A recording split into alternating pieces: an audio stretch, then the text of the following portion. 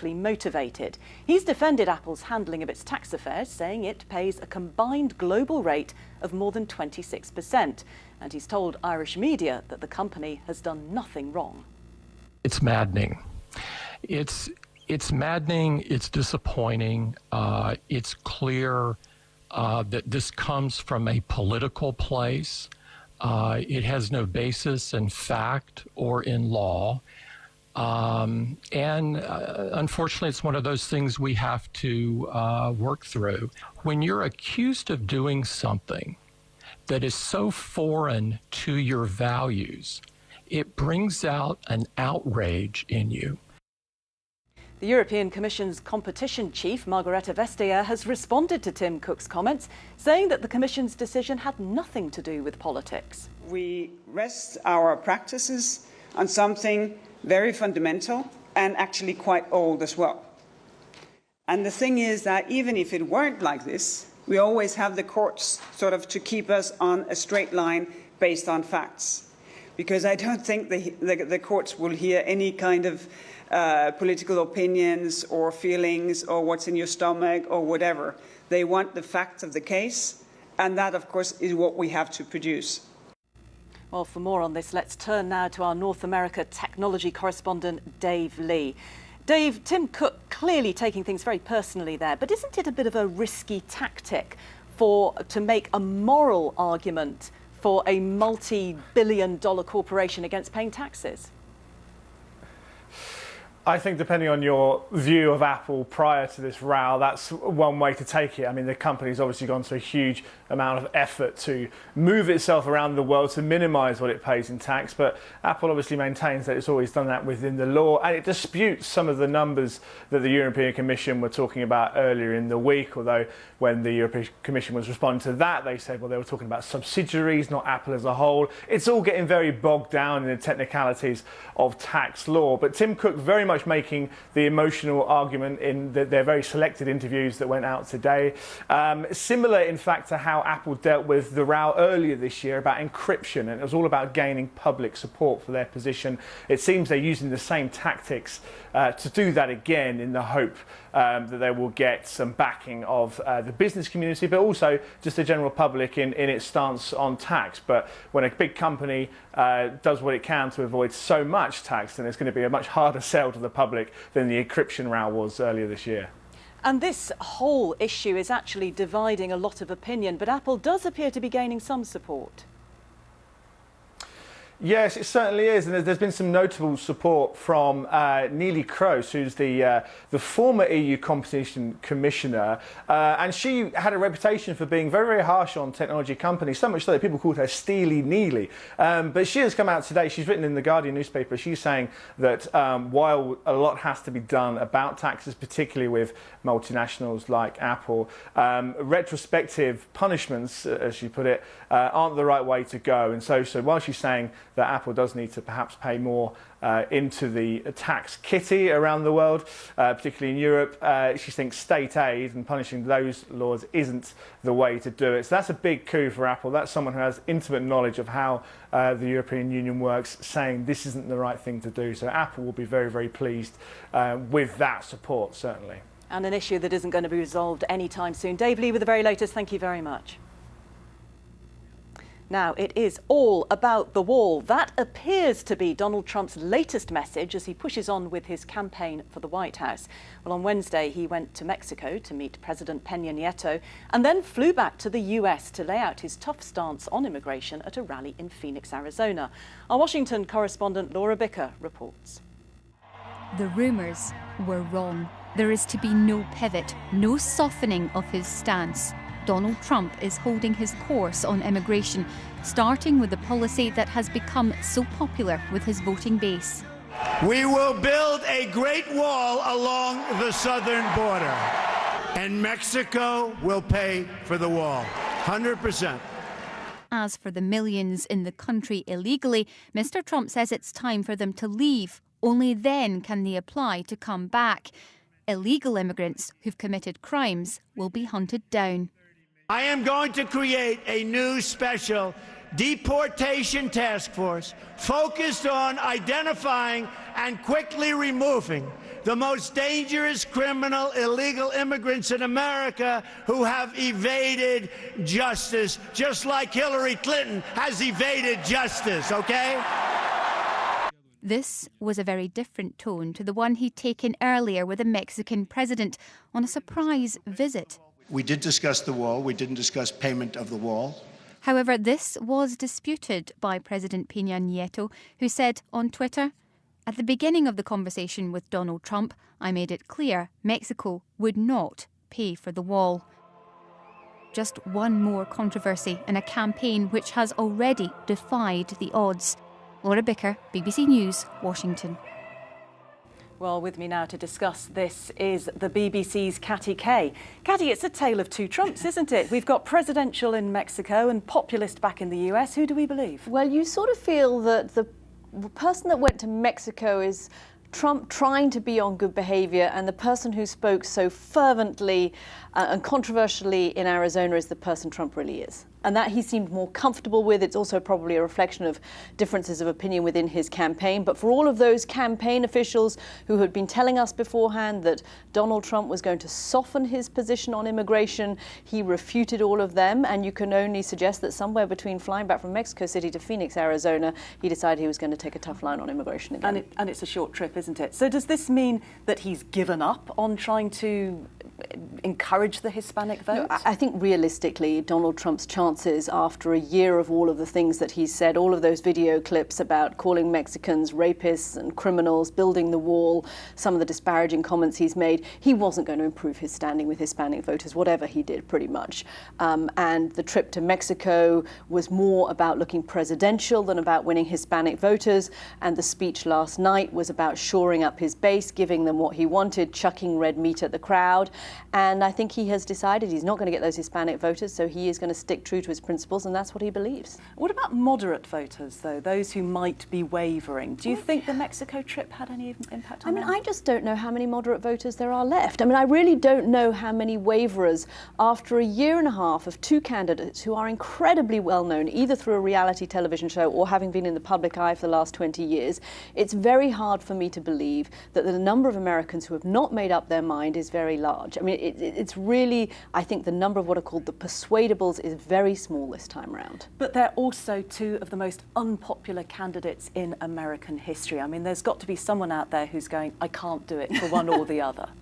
There are a lot of people, we know this, that don't want to vote for either Donald Trump or Hillary Clinton and will stay home during this election. What Donald Trump was doing last night in Arizona with his tough immigration policy was making sure that those people who voted for him in the primary, his base, turn out to the polls on November the 8th. This is going to be an election campaign about making sure your supporters are terrified of the other candidate getting elected, and that gives them an incentive to turn out and vote. And very quickly, do you think President Peña Nieto is regretting his invitation today? I can't see how this helped him. He looks like somebody who didn't stand up to Donald Trump in the press conference, invited this man who is terribly unpopular, and then Donald Trump gives him a slap in the face by going away and giving that very red meat speech. And so it continues. Katty Kay, thank you very much for joining me. Now, 12 million pupils returned to school today in France, but with more security measures in place than usual because of concerns over the threat of terrorism. Armed police were on patrol as many staff and students entered buildings this morning. And as part of the curriculum, pupils will now be taught to hide, escape and help each other in the event of an attack. Hugh Schofield reports. There's no specific new threat against French schools or lycées, just a general awareness that as prime symbols of the French Republic and as prime purveyors of the country's secular, non-religious culture, they are, in the eyes of many jihadists, a perfectly legitimate target. That's why there's much tougher security outside schools for the start of this school year. 3,000 reservists on patrol outside schools. Not all can have a squad outside. Here they don't, for example, but that's because the patrols are random and the idea is to act as a deterrent. There's new money for security at entrances to schools, and then there are the guidelines.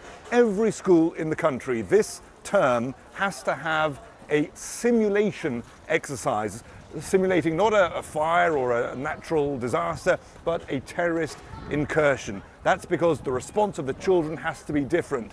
In a terrorist incursion, if you can, you escape. If you can't, you stay put, stick together, keep quiet. Even kindergarten children will be having this exercise, and they'll be learning through a game. The game is called The King of Silence. And the idea is that these tiny children who, in the event of a real terrorist incursion, would have no idea what was going on, that they learn to stay as long as possible for their own safety without making a sound. That's Hugh Schofield in Paris. Well, let's have a look at some of the other day's news. And a powerful earthquake with a magnitude of 7.1 has been felt in New Zealand. The epicentre of the quake was around 170 kilometres northeast of the town of Gisborne, off the coast of North Island. Residents of a small community on the island have been asked to evacuate, but there are no immediate reports of serious damage. Swiss prosecutors are investigating the former German football star Franz Beckenbauer for alleged corruption relating to Germany's successful bid to host the 2006 World Cup. Police raided Mr. Beckenbauer's property in Austria as part of the investigation. The Swiss Attorney General's office says Beckenbauer and 3 others are suspected of fraud and money laundering.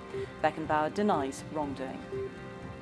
Gabon says it has arrested more than 1,000 people as it tries to restore order after disputed presidential election results were announced. President Ali Bongo condemned opposition supporters who set fire to parliament. His rival in the election, opposition leader Jean Ping, told the BBC that on Wednesday night a government helicopter attacked his headquarters. Opposition supporters accused the government of rigging the poll. A law that comes into effect today in the German state of Bavaria allows the authorities to tell new refugees where to live.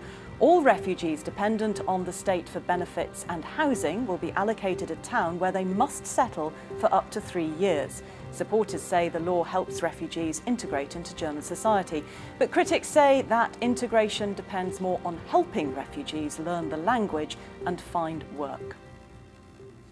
Now, tens of thousands of demonstrators have gathered in the Venezuelan capital, Caracas, to call for the removal of President Nicolás Maduro. The opposition blames the president for a deep economic crisis in Venezuela and says his government has failed to tackle widespread corruption and crime. President Maduro has accused his opponents of plotting a coup. Well, the BBC Mundo's Luis Fajardo is in Miami. Luis, this has been brewing for some time. Why has it come to a head now? Well, there's an actual deadline approaching in electoral terms. The opposition against President Nicolás Maduro is trying to get the electoral authorities to allow for a referendum, a recall referendum. And this referendum has to be done before January in order for, in case it succeeds, for calling new elections. In case it doesn't, President Nicolás Maduro would have to leave, but the vice president, probably from his own party, would stay in office. So it is a big deal for the opposition to try to get that done now, to try to convince the electoral authorities to authorize the remaining parts of the referendum to go ahead. Of course, this is all in a context of great social crisis, of great economic crisis. As you know, Venezuela has the highest inflation in the world, and a growing discontent, growing opposition in many sectors towards the government of Nicolás Maduro. So how unstable is the country right now? Well, you would expect any kind of government facing this amount of economic troubles to face very serious difficulties. As I was saying before, Venezuela is having major economic problems and economic breakdown in many ways. People are finding it difficult to get basic food staples. In that sense, you would think that it would be a great opportunity from their point of view for the opposition. However, pro-government sectors have accused the opposition of not taking into account these everyday difficulties of Venezuelans and facing more in this, what they call this obsession with getting the referendum, the recall referendum. And in that sense, they claim that they're not addressing the needs and the hopes of Venezuelan people either. So at this point, it has been going on for a while, a sort of a stalemate between two forces in Venezuela, the opposition, the Mesa de Unidad Democrática, the board support of the democratic unity, and the government led by Nicolás Maduro trying to continue the political movement that Hugo Chavez set in motion more than a decade ago. So at this moment, it is not clear that this will lead to a major change in the short term. Luis Fajardo, thank you very much for that latest on the situation in Venezuela. Now, Africa's elephant population has plunged over the last decade, dropping by nearly a third. The results of the Great Elephant Census have led campaigners to call for a worldwide ban on the ivory trade. Researchers have warned that half of Africa's remaining elephants could be gone in the next 9 years if the current rate of poaching for ivory continues. Our Africa correspondent Alistair Leithhead has sent this report from Nairobi. Feeding time at an elephant orphanage in Nairobi. Half of these youngsters are here because their mothers were killed by poachers. All will be reintroduced back into the wild, but their future is threatened by the poachers, the traffickers, and by Asia's appetite for ivory. This particular elephant very close to us here, her name is Roy. She's almost 3 years old, and she was rescued from the Masai Mara. And this was after her mother had been killed by poachers. She was found trying to protect the dead body of the mother, who had been killed by poachers, and she was very young. The first Great Elephant Census, which counted animals across 18 African countries, says a third of the elephants have been wiped out in just 7 years. You see countries like Mozambique, which has lost half its elephants in the last 5 years, Tanzania, 60% of its elephants, other hotspots around the continent, and this big prediction that if things continue as they are, if the poaching rates go on, then half the elephants in Africa will be gone in just 9 years' time. And that's a very depressing picture. Botswana has just discovered a huge number of elephants have been killed for their tusks. This one's fresh. With 40% of the continent's elephants, it's been seen as a sanctuary. But like everywhere else, the animals are now under threat. The cozy pretense that Botswana's elephants are well protected has been completely blown out the water. This is the last thing I expected to see. Kenya's approach towards conservation was illustrated quite dramatically earlier this year, with the biggest ever ivory burn of the country's stockpile. Despite the high price of black market ivory, campaigners here believe it's worth nothing unless it's left on the elephant. This report cannot be ignored, that the situation facing elephants is critical, and I doubt that any country in the world would actually support any reopening of trade in ivory. And that is, you think, the solution to this? I think that elephants deserve to be unthreatened again in the future. There should be no future ivory trade. It should be a permanent ban. If the poaching crisis continues, Africa's elephants, roaming wild across vast areas of this continent, could soon become just a memory. Alistair Leithhead, BBC News, Nairobi. Well, joining me now from our Nairobi studio is Howard Frederick, the Chief Technical Advisor to the Great Elephant Census. That is a heartbreaking thought, the fact that elephants could completely disappear. Why is it so difficult to stop the ivory trade that most people are opposed to? I think stopping the ivory trade is such a massive task. The scale of these protected areas, just in Tanzania alone, we surveyed about 300,000 square kilometers. And protecting these areas is incredibly difficult. You spread that over almost 25 countries.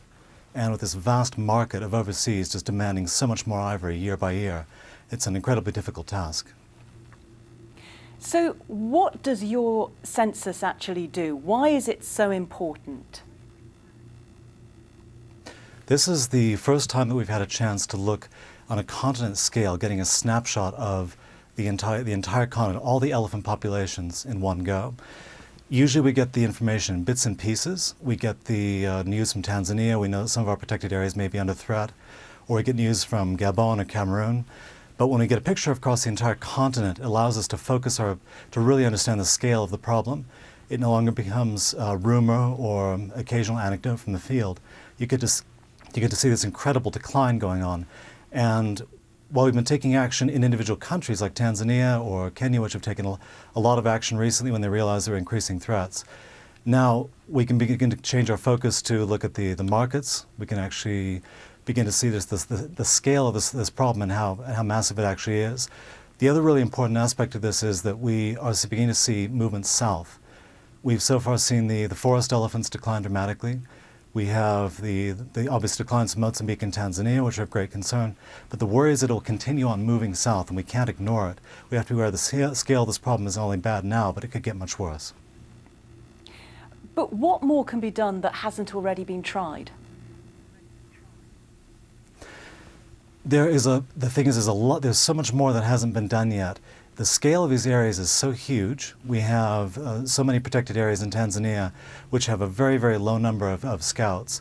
Areas in the north of Tanzania, which is where I work most of the time, and particularly areas like up in north of us in Kenya, the number of scouts per square kilometer is enough to actually do have a really effective work. In other areas, they have like perhaps 1/10 or even 1/100th of the amount of patrol effort going on. So we need to keep up the effort, but in particular, it's actually controlling the markets, trying to actually impact the trade in ivory, take real action at the level of customs and the enforcement of the actual trade within the countries and getting it out. Well, and that's Howard Frederick there for us in Nairobi. Thank you very much indeed. Now, a rocket operated by the aerospace company SpaceX has exploded on the launch pad at Cape Canaveral in Florida, where it was being test-fired ahead of a launch.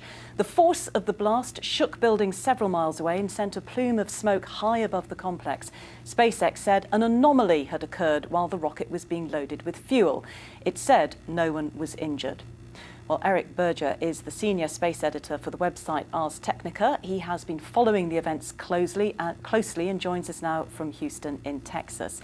What does that mean exactly, an anomaly? It's not entirely clear, but what is known is that, when you do one of these test firings where you test the engines before launch, you load lots of supercooled propellant onto the rocket, and these are very flammable, very explosive materials, and so there was obviously some kind of error or some kind of problem when they were putting the fuel into the rocket. Now, this isn't the first rocket explosion that SpaceX has encountered. How big a setback is this latest incident? Well, that's really the big question. It now is pretty clear that the problem occurred when they were loading fuel onto the second stage of the rocket. This is the part of the rocket that after it lifts off and reaches space, then the second stage takes over and delivers your payload, your satellite, wherever you want it to go. And as you may recall, in June of 2015, there was an issue with the second stage of the Falcon 9 rocket, the same rocket. And if this was indeed a problem with the second stage and not, say, some kind of external fueling apparatus, that could be a really significant setback to have two major problems with your main launch vehicle in the span of about 15 months. And of course, so much is being put on the whole idea of developing the private space industry. Is it going too fast, too soon, do you think? Well, that's an interesting question, and I think it's certainly one that's going to be asked over the next months and years as SpaceX pushes ahead. As you know, they're working on this rocket to deliver astronauts to the International Space Station within a couple of years. They want to build a bigger version. They're talking about going to Mars in the 2020s. These are grand ambitions, and SpaceX is doing a lot of different things. At some point, I think NASA may step forward and say, "Hey, SpaceX, we're paying you a lot of money to deliver cargo and astronauts to the International Space Station. We'd really like you to focus on, getting that problem addressed first before moving on to these other things." And of course, it's not just NASA, because this rocket was supposed to be carrying a satellite for an Israeli telecoms industry, wasn't it? That's absolutely correct. SpaceX does have a robust private business. It has come into the market over the last few years and really sold launches at a much reduced price to its competitors, including Arianespace, United Launch Alliance, and the Russians. Eric Berger, thank you very much indeed for joining me. Thank you. Now, the skies above East Africa were today lit by a blazing ring of fire solar eclipse. A normal solar eclipse happens when the moon moves between the Earth and the sun, blocking out our star when viewed from Earth. Well, these images were captured on camera phones in Lusaka, Zambia this afternoon. Known also as an annular eclipse, it happens when the eclipse isn't entirely total.